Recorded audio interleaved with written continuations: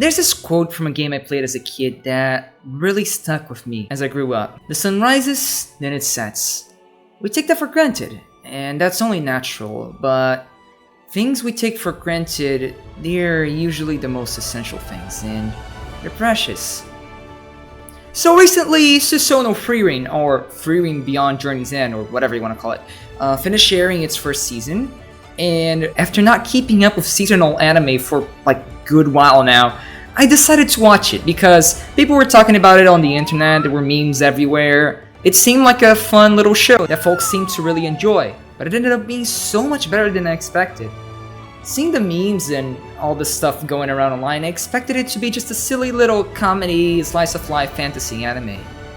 But instead I got these kind of beautiful gut punch that got me crying by the 14-minute mark of the first episode. Frieren is definitely a different breed from most of its colleagues. It's kind of a slow burn, it's more character focused, and while the action is still very good, it's kind of infrequent and is not the main focus. Unlike most RPG-like fantasy anime, Frieren is not about the power fantasy of it all. Instead, its brand of escapism, if you can even really call it that, focuses on what's actually good and valuable about these kinds of media. In life in general, to be honest. Think back to the most beloved JRPGs out there. Stuff like Final Fantasy VII and whatnot. What do most people talk about it?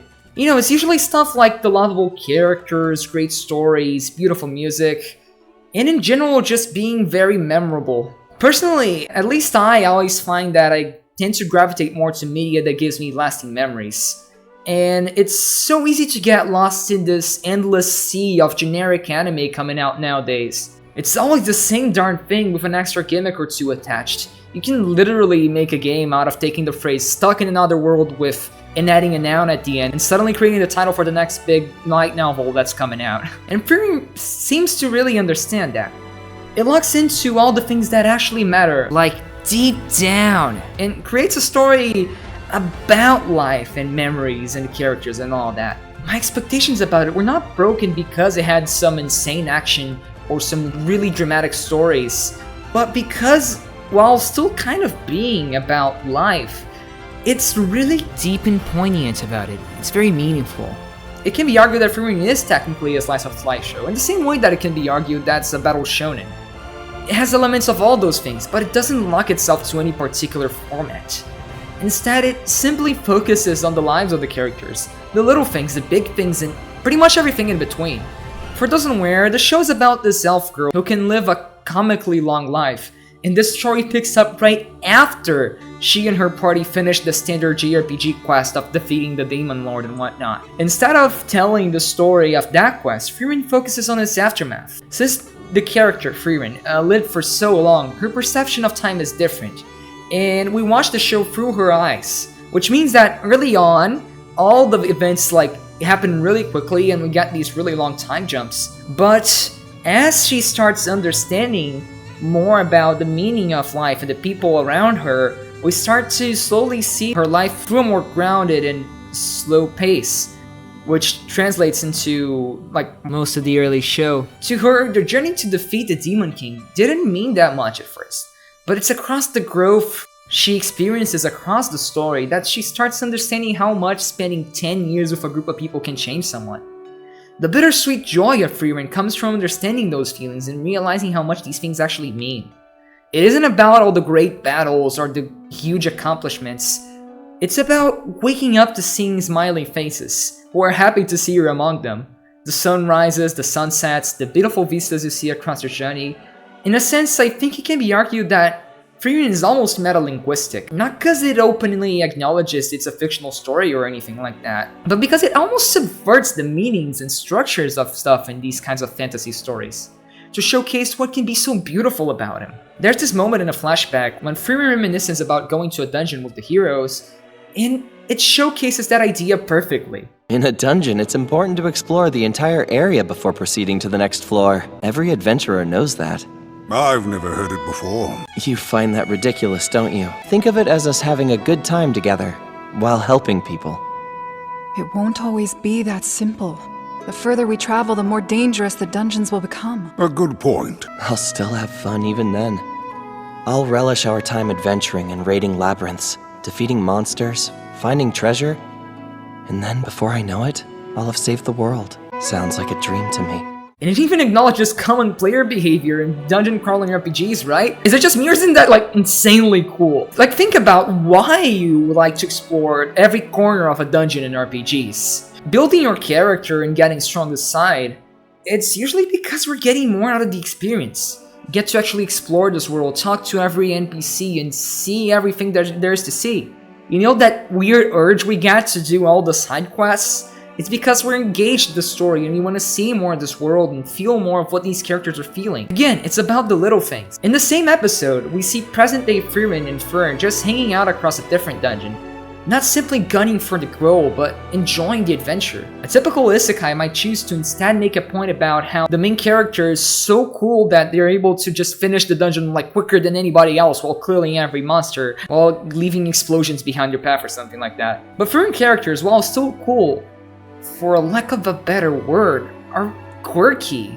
Like, they have different interests and fun little aspects to them that aren't simply related to how they do in a dungeon or fighting monsters or simply doing, the hard, typical parts of an adventure. Like, even my boy Stark, like, he's my favorite character, and while he's super cool as a warrior and is able to fight these ginormous creatures all by himself, he's also, like, comically afraid of everything, and he's kind of weirdly sensitive at some points. He's a fun character with really funny moments, but he's still able to do the badass stuff when necessary.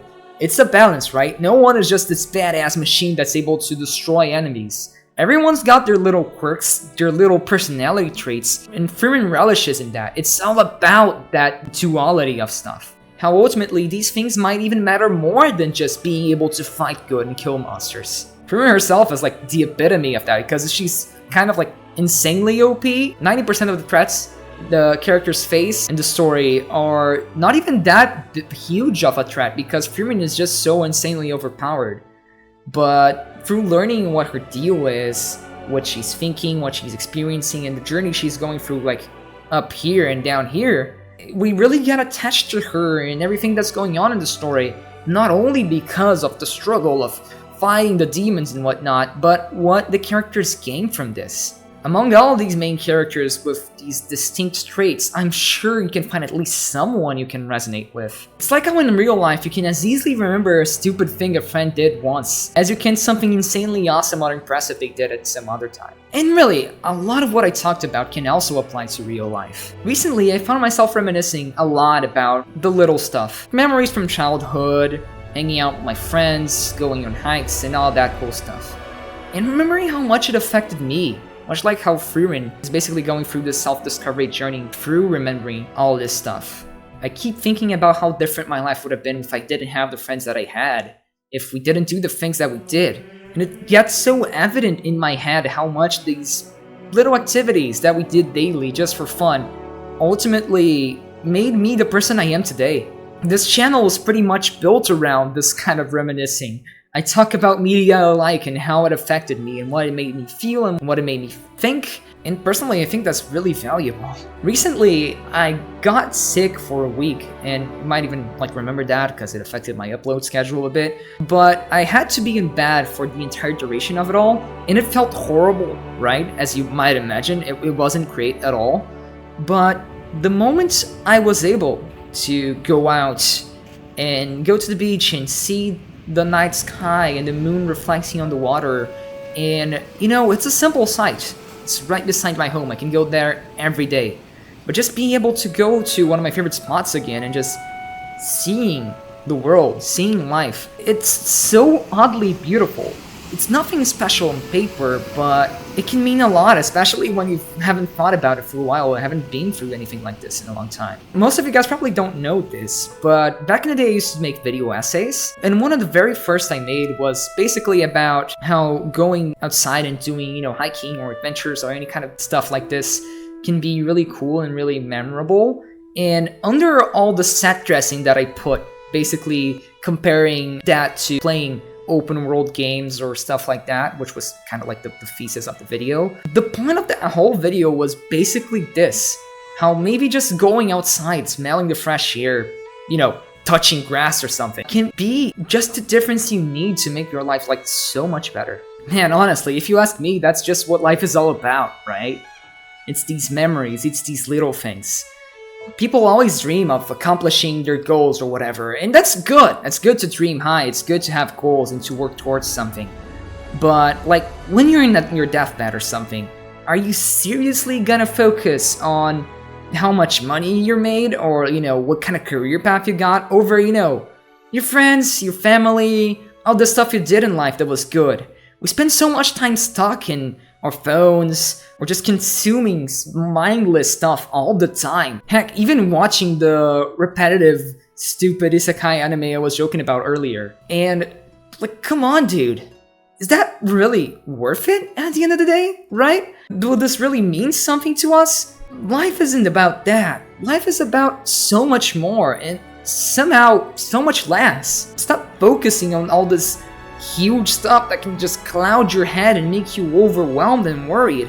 And sadly, we live at a time where we're basically conditioned to do so. A show like Frieren reminds you that we don't need to focus on that all the time. Just enjoy life, man. While the show was coming out, there was this one time I went seaside rock climbing while listening to the show's soundtrack. And God, it genuinely feels like it's tailor-made for this kind of stuff. The music is so adventurous, but oddly nostalgic in the same way. It puts you in sort of a groove that makes you feel like, oh, this is gonna give me lasting memories, alright. And it really did. I remember that day so clearly in my head. I'm so glad I went through that. However, this all kind of puts Frieren in an awkward place to recommend to certain people. Because it's slow, but it really is because life can sometimes be slow. It might not be the action fest some anime fans might be looking for, but I can't imagine someone watching through it all and not feeling, I don't know, something. It's not super dense with information or inaccessible, it's just incredibly committed to immersing you in the journey. It moves at a speed of life, basically.